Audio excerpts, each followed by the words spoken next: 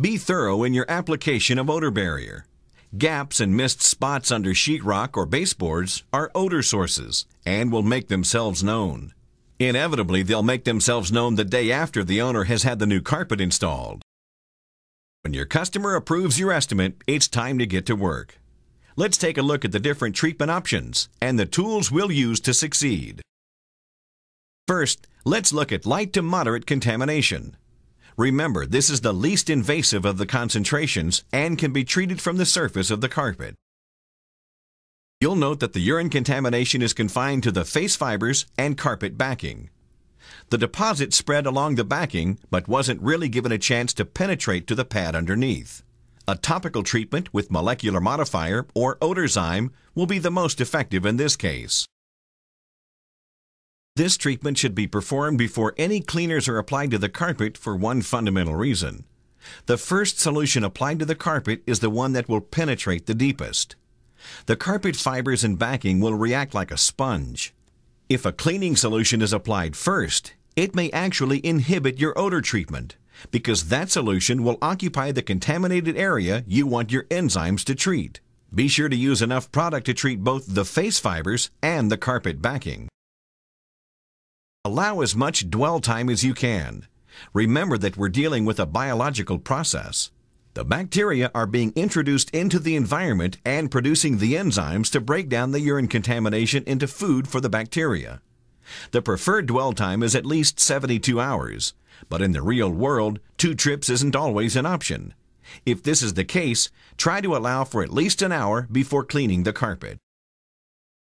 What is it that makes molecular modifier and Odorzyme so effective? Pro's Choice has had molecular modifier tested against many of the retail enzyme products. As you can see in these Petri dishes, there is a much higher bacteria count in molecular modifier. A higher number of bacteria means more enzymes produced, and that means a more effective product. And you can make molecular modifier even more effective. When you heat molecular modifier to 110 degrees, the bacteria becomes more active. The heat will actually wake the bacteria, so they immediately begin to produce enzymes. Just be careful that heat can become too much of a good thing. 110 degrees will wake up your bacteria, but 120 degrees will put them to sleep permanently. High temperatures will actually kill the bacteria and reduce the effectiveness of your enzyme product. As you can see, these Petri dishes contain the exact same amount of molecular modifier and the same amount of food for the bacteria. The dish on the right has had the bacteria activated with heat, whereas the other was left at room temperature, roughly 70 degrees Fahrenheit. That's a pretty big difference. Another way to increase the power of molecular modifier and Odorzyme is to use the right cleaning solution. Just as with temperature, the bacteria that produce the enzymes are sensitive to extremes in pH. A strong alkaline will kill the bacteria, so keep the pH under 10 to keep your bacteria active for as long as possible. Certain cleaning products like soil release, shown here, contain a chemical marker that the bacteria identifies as food and makes them even more active. Next, we'll look at moderate to heavy and heavy to extreme contamination. Heavy contamination will most often occupy a well-defined area where the pet will return habitually to relieve itself.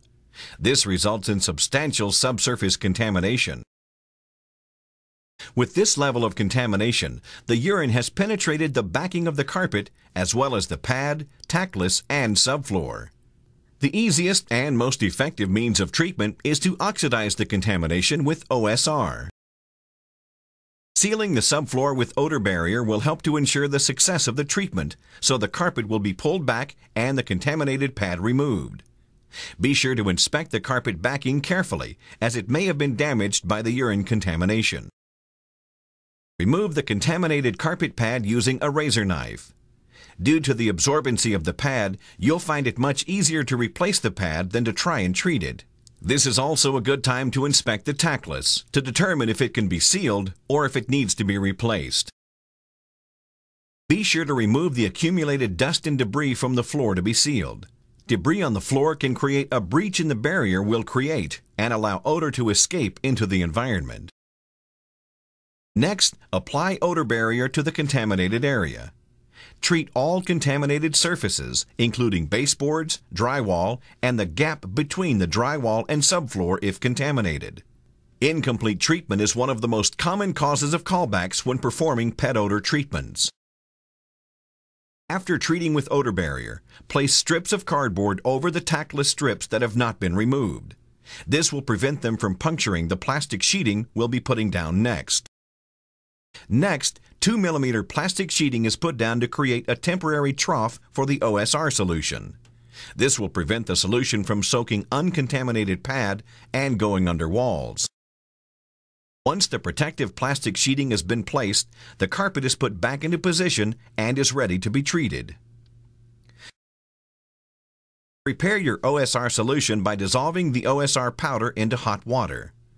Use 1 cup of the OSR powder per gallon of water.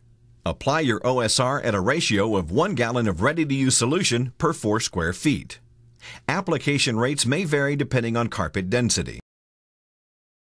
We've talked about the theory of oxidation, but now let's take a look at an oxidizer in action. To ensure that your OSR is performing at its best, use the hottest water possible, at least 110 degrees Fahrenheit. This will serve you in 2 ways. First, by increasing the reactivity of our oxidizer, making it more effective. And secondly, the OSR powder dissolves best in hot water. Mix the OSR until it's completely dissolved in the water. For this demonstration, we're putting our ready-to-use solution into a graduated cylinder to make it easier to see. Next, a piece of urine-contaminated carpet is added to the solution. Here, the oxidation process is beginning.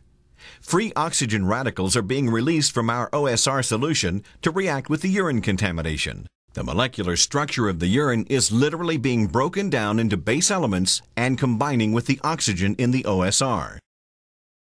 There are 3 separate timed oxygen release events during this process.